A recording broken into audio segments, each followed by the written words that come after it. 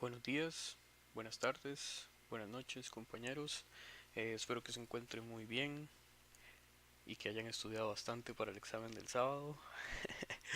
Como quedamos en la clase pasada, vamos a seguir haciendo unos videos tutoriales donde vamos a cubrir la materia que hace falta para terminar el curso de elementos activos.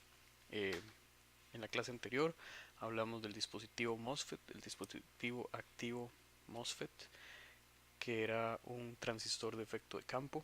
Estudiamos su construcción, sus características y cómo variaciones en la construcción afectaban estas características. Para recordar un poco los objetivos que teníamos en esta clase, o específicamente con el MOSFET, queríamos estudiar la construcción, su símbolo y su clasificación, además de cómo funcionaba y sus curvas características. Eso lo cubrimos en las clases anteriores. En esta clase nos vamos a dedicar a hablar de las aplicaciones digitales.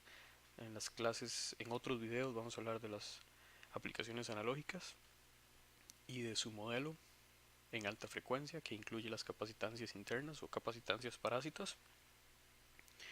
Eh, y por último vamos a hablar un poco acerca de aspectos de escalamiento, de construcción y del flujo de diseño analógico.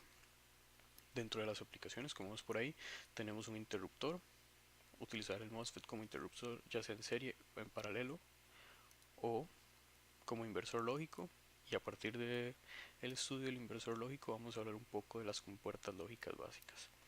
También vamos a hablar un poco de las memorias, de las estructuras de memorias en estos videos siguientes.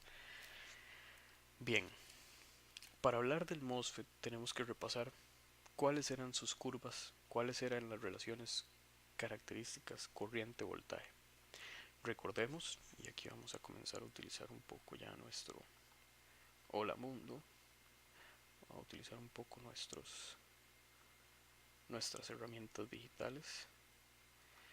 Recordemos, compañeros, que un transistor MOSFET podía operar. Bueno, existían dos tipos de transistores MOSFET, el NMOS y el PMOS, y esta clasificación tenía que ver con las características del canal. Así, un transistor NMOS va a tener un canal cuando se forme tipo N. Muy bien, si nosotros tuviésemos un transistor configurado como lo vimos en la clase pasada, que le llamamos transistor, o más bien en varias de las clases pasadas le llamábamos a esta configuración que vamos a dibujar por acá. Vamos a hacer esto un poco diferente. Vamos a dibujar sobre el dibujo. Teníamos entonces, como les decía, un transistor NMOS conectado como lo que nosotros definimos como fuente común, ¿verdad? Teníamos un voltaje de salida por acá, teníamos una resistencia y una fuente de alimentación. Y podíamos también, en el momento en que lo estudiamos, graficar su curva de transferencia, ¿verdad? Donde teníamos un eje del voltaje de entrada y en el otro eje el voltaje de salida. Y la gráfica se parecía más o menos a algo así. Espero que lo recuerden. Y decíamos que justo en esta gráfica podíamos definir las tres regiones de operación del transistor. Así, si el transistor operaba a un voltaje de entrada que era menor al voltaje de threshold, es decir, el canal no se ha formado, estábamos en la región de corte. Ajá. Y la región de corte se caracterizaba por que el transistor funcionaba como un switch abierto. En ese caso, el voltaje de salida iba a ser VCC. Eso quiere decir que en la región de corte, que está caracterizada por estas ecuaciones, el transistor que tenemos dibujado a nuestra derecha opera en esta región.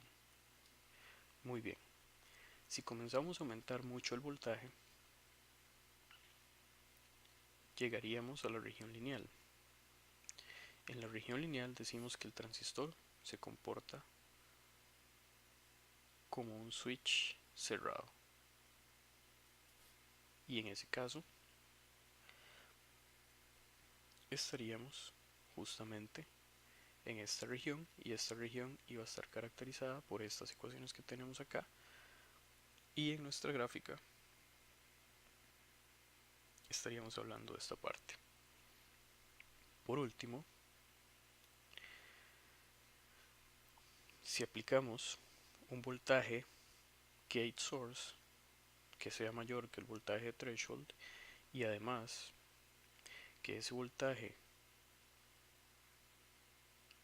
que nosotros formamos acá iba a ser menor al voltaje drain source que teníamos por acá, entonces nos íbamos a encontrar en la región de saturación, que está descrita por estas ecuaciones de acá. Y estas ecuaciones de acá van a variar dependiendo de si nosotros queremos incluir la modulación de canal o no. Y entonces en esta región, o cuando el transistor está polarizado en esta región, decimos que estábamos en saturación. Ahora, lo importante para nosotros desde esta perspectiva es que podemos utilizar el transistor bien como amplificador en la región lineal. Vamos a cambiar por acá un poco el color. En la región de saturación implica que tenemos un amplificador, y en las regiones de corte y lineal estamos utilizando el transistor como interruptor,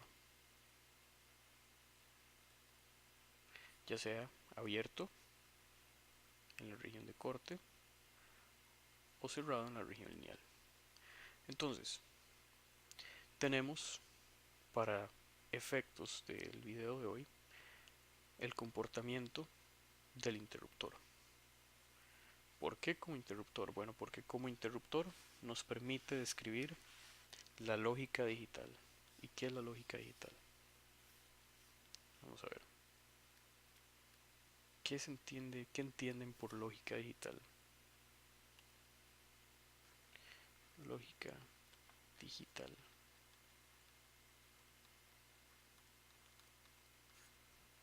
Bueno, la lógica digital está basada en el sistema binario. ¿Y a qué le suena un sistema binario? Bueno, este binario pareciera como que son dos, ¿verdad? Y en efecto sí. El sistema binario está caracterizado por utilizar dos y solamente dos cifras para representar números. Y como ya ustedes lo están intuyendo de forma correcta, esas dos cifras son un 1 y un 0.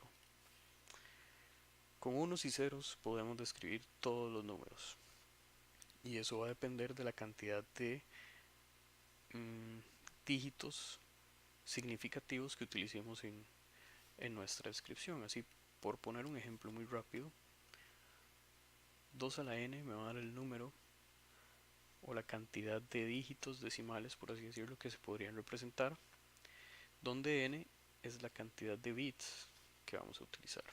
Así, por ejemplo, 2 a la 1 nos dice que solamente podemos representar dos cifras, que son básicamente el 0 y el 1.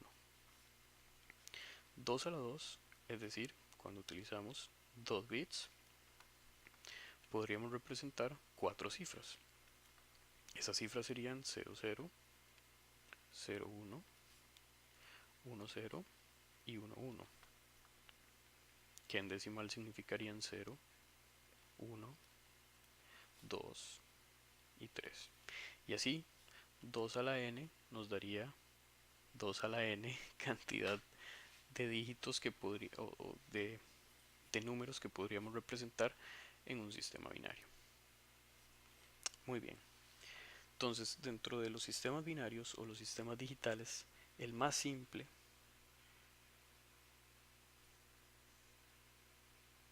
es la implementación de un interruptor. Un interruptor me puede decir, o podríamos verlo como un transmisor de ceros o un transmisor de unos. Y justamente el interruptor es una de las aplicaciones principales de nuestro transistor MOSFET. Vale. Vamos a ver. Bien. ¿Cuánto llevamos por aquí? 10 minutos. Muy bien. Decíamos que entonces podríamos utilizar un interruptor para hacer lógica digital. Desde una perspectiva simplista, ¿cómo podría ser eso?